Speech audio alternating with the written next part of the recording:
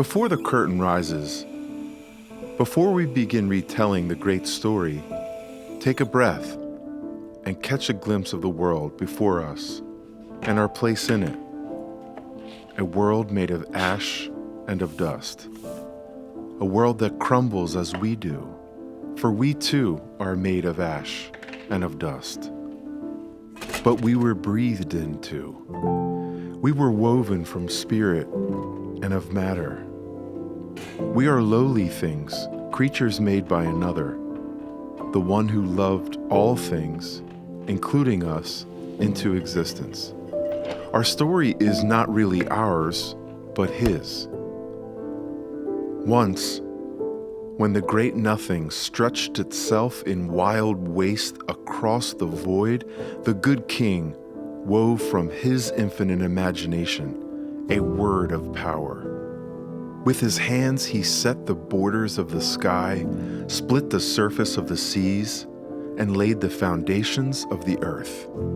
The stars sang, and all creatures rejoiced. To their delight he handed a scepter to those he called humanity, his especially beloved, fashioned in the likeness of him. He brought them into binding covenant and gave them a mighty calling, for they were to be the stewards and co-regents of the new beauty he had born into the world. And everything was good, and as it should have been. Love was the riotous joy that drove the engine of all the cosmos, and the cosmos loved its maker in return. So it was, for a time.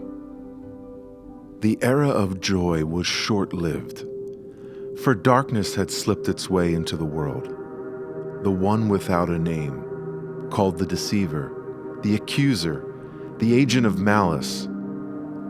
It whispered lies unto humanity.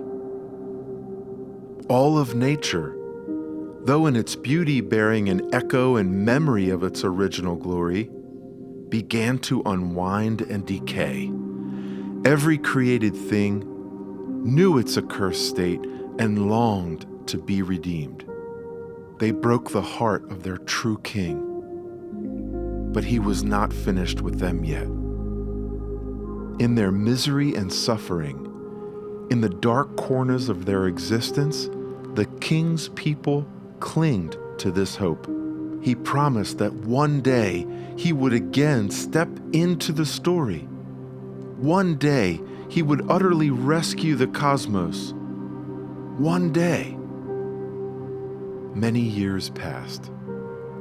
The king's people wandered foreign lands, divided, oppressed, aggrieved, but they had not forgotten the king's promise that his salvation would come.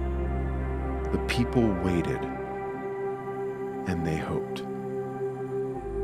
Then, one day, like any other, the true king was born, not in a palace, but in a dark and dirty cowshed.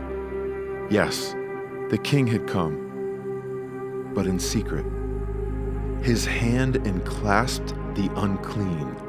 His mere presence set the dark powers trembling. Here was a living, breathing paradox, for he was both maker and man, author and protagonist.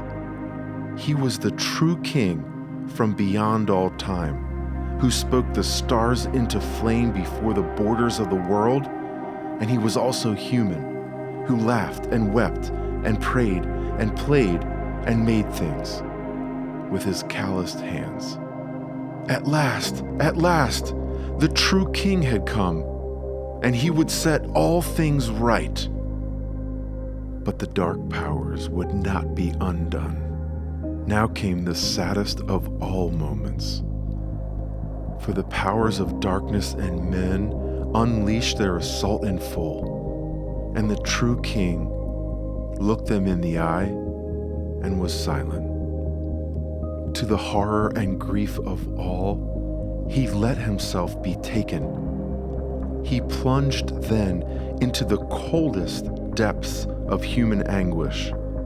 He let it all pass through him, the agony of torture, the bitter sting of betrayal, the cruel gnaw of rejection and loneliness, the soul-piercing knife of existential sorrow, the perilous moment of feeling forgotten by the one who always remembers.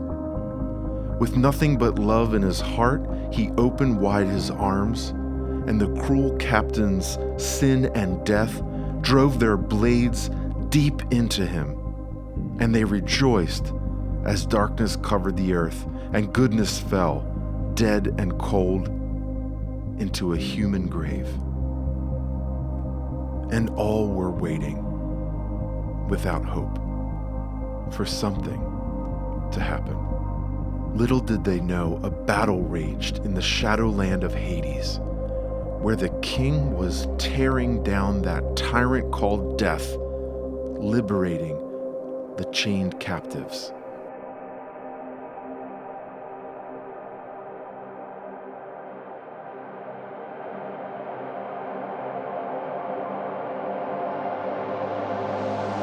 With a cry of joy and triumph, the king flashed like brilliant flame upward, breaking the bonds of the grave, shattering the shade of the long bereaved shadow. For now the time was come for all peoples to rejoice, and to run with desperate joy to all the city gates of the earth, into the hills and highways, proclaiming the good news, preparing all things for the day he shall return. Thus he has welcomed us into the story, and so shall it continue unto the end of time.